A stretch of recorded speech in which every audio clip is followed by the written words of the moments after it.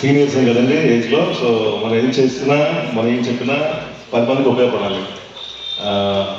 ఇంకా కన్సిస్టెంట్గా ఈ ఫెంటాస్టిక్ ప్రోగ్రామ్ మీరు కండక్ట్ చేస్తారు. I really thank appreciate Raghunath garu to often come and motivate me, sir. Very motivated కొంచెం కరెక్ట్ అనిపిస్తుంది నాకు. So you have to take this platform to good levels and ఎంతో మంది ఆర్టిస్టులు దారి చేయాలి రఘునాథ్ గారు. సో ఈ డైరెక్షన్లో సంతోష్ గారు గారు ఎక్సలెంట్ వర్క్ చేస్తున్నారు. And contact Sriram garu is an asset and is backbone to any organisation అండి. So foundation any backbone to any budding young people.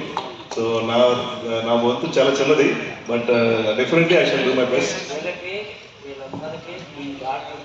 అంతే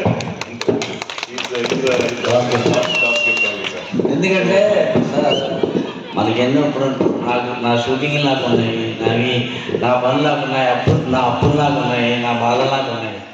అయినా సరే ఎందుకు నోరు మూసుకుని ఊరుకోక అంటే ఎవరికైనా సరే ఎక్కడ పుట్టామో ఆ గాలి ఆ నీరు దాని మీద చాలా ఎంత ఎఫెక్షన్ ఉంటుందంటే అది పోతే మనం ఎక్కడ పోవాలని ఫీలింగ్ ఉండదు.